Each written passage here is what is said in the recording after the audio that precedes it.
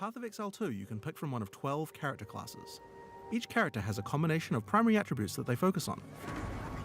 Today, we'd like to show off a character who specializes in strength and intelligence, the Druid. In human form, the Druid is a spellcaster who channels the fury of nature on the battlefield, a walking natural disaster. But get up close and you'll find out why the Druid also focuses on strength.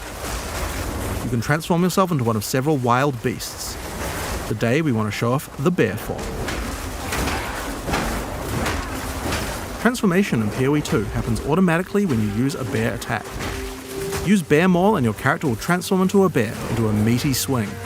Use a spell and your character transforms back into a human and casts it. Hitting enemies with the Bear's Maul attack will build up rage, which increases your attack damage, so your bear gets stronger with every attack. You can see the glowing runes that indicate rage on your back. Have a lot of weak enemies to take out? This is where you probably want to break out your Rampage. Let out a roar and stampede over all enemies in your path, slamming the ground with your paws. The initial roar generates rage, and then the rage is consumed as you charge along. You can use Rampage by itself to travel a short distance, or do some mauling first to build up some rage and travel a significant distance.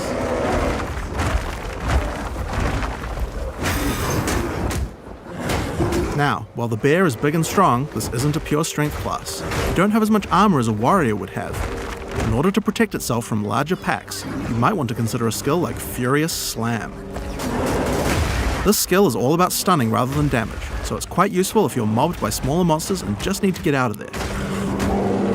Of course, like any PoE 2 character, you can always use a dodge roll to get out of danger, since the bear is the slowest of the druid's forms. Making sure the dodge feels reliable and can get you out of any situation is paramount. When you dodge in animal form, your character instantly transforms back with no time penalty, so that you can get out of the way. You can even interrupt a mistimed transformation halfway through. Of course, doing this will mean you pay the slight time cost of having to transform back again, but it's certainly a lot better than dying. Something interesting about this skill is that it's faster to use if you're already standing up. If you're on all fours when you use Furious Slam, then the bear has to stand up first before slamming back down. But use Maul first and the bear will stand up as you swing, which has no time penalty.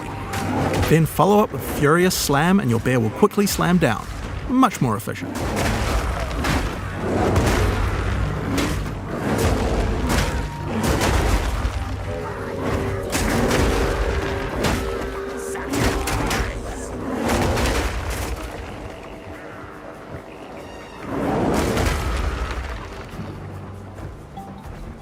Next up, I want to talk about Ferocious Roar. Ferocious Roar is a bear meta skill gem. It allows you to take any Warcry skill that another class like the Warrior might use and allow you to use it as a bear. I'm going to take the Seismic Cry gem and socket it into Ferocious Roar. You can actually socket more than one Warcry and use them all together, but let's just stick to one for now. Seismic Cry pushes enemies back and has some stun chance, but the reason we want to use it is for a mechanic called Exerted Attacks. If there are any heavily stunned enemies in range of the Warcry, then your next slam skill will be powered to do double the number of slams. First, I use Furious Slam to stun these enemies. Next, I follow up with Seismic Cry and get the Exerted Attack, and then I slam again. See how 2 slams triggered?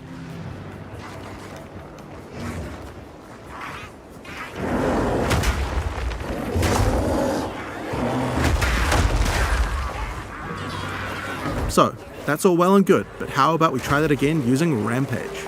First, get a bit of rage, slam to stun the enemies, Seismic Cry to get the exert, and then Rampage around to do insane amounts of damage. So we've covered some of the bear side of the Druid, but how is he as a spellcaster? Now of course we want to maximize the amount of time you spend in your animal forms, so most of the spells targeted at the Druid tend to be things that last a long time or provide tactical options on the battlefield. The first and probably simplest of these is Lightning Storm. Cast it on the ground and you get an area where monsters are continuously struck by bolts of lightning. The bolts don't do much damage, but they shock monsters, which is a debuff that increases all damage on them, meaning it's a great spell to use before going in as a bear. So, that's going to increase your damage, but as I mentioned before, the bear form of the Druid could use some defenses as well. The bear in particular is the slowest attacking of the Druid's forms. He hits hard, but if he gets swarmed too much, it will result in your death. That's why Tornado is so useful. Tornado sucks monsters in, allowing you to split up packs and deal with groups separately, or pin monsters in place and set up combos with your other skills. The Tornado doesn't really move big monsters much, so you can actually use it to separate a boss from its minions too. The Druid also has the ability to summon animal companions. This is another really useful defense because wolves can take aggro from you, keeping monsters away. In addition, the wolves howl as they are summoned, putting a temporary debuff on enemies that makes them more vulnerable to critical strikes, and giving you a reason to resummon them in combat. The last Druid spell we're going to talk about today is Volcano. You can cast it quickly like this and it will spawn just a few projectiles. Or you can hold down the button to channel it for longer, which will make it fire a whole bunch of projectiles when it spawns, doing a lot more damage. The Volcano sticks around firing its little projectiles for a long time, so it's another good skill to cast before turning into a bear. Now, the reason you're going to want to turn into a bear after using Volcano is that any slam near the Volcano results in it spewing out even more projectiles.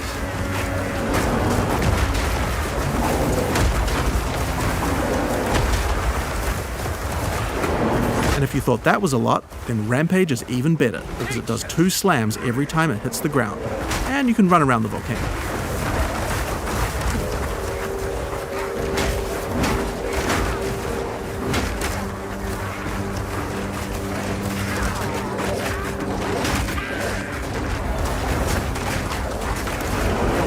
Now, if you've been paying attention, you might have realized that this is going to be extra good with Seismic Cry, which we were using earlier to double the number of slams. So, first we're going to cast Volcano.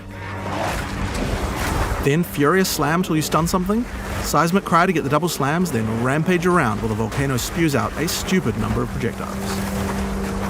This combo would have been even better if we'd remembered to cast our Lightning Storm first, but getting time for that seems tricky.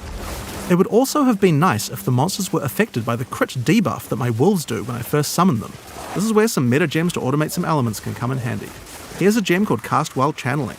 If we add Lightning Storm to the skill, we can cast it automatically while we channel a Volcano as we set up our combo.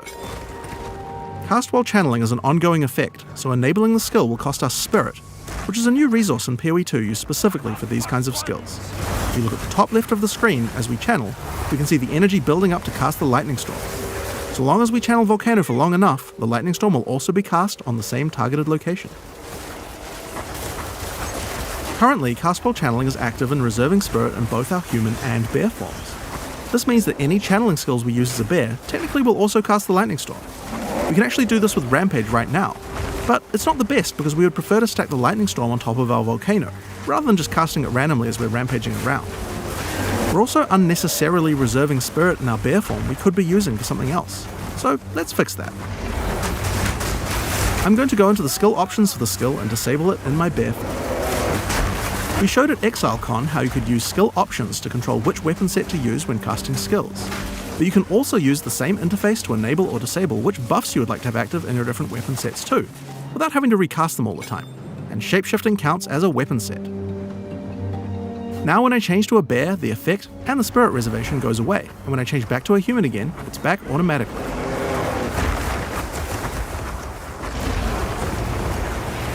So, now that we have some extra spirit available as a bear, why don't we make our life a little bit easier by automating one of our other skills? This is the Cast on Melee Stun meta gem. I'm going to put Summon Wolf in Cast on Melee Stun, so that whenever I stun a sufficient number of enemies while I'm a bear, it will summon another wolf. This is great because usually when I'm stunning, it's because I'm about to do my exerted attack slam combo. When wolves come out, they howl, adding the crit debuff to the monsters, right when I need it. It also helps keep my wolves alive and summoned at all times without me having to do it manually.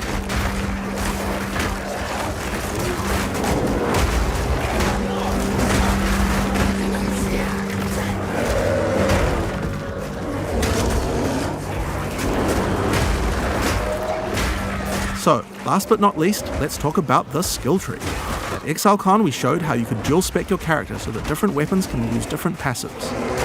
Well, as I said before, the bear form counts as another weapon set for specialization purposes, so he gets a tree too. If I open my passive tree, you can see how I'm near a melee damage cluster and a spell damage cluster. By holding shift, I can allocate these passives in my human form, and these ones as a bear. Now, when I change between human and bear form, my passives reallocate automatically. So, here we are at the Blind Beast. The goblins have enslaved a huge behemoth and gouged out its eyes. Now they're sending it in to fight you while they watch. What have they done to this creature?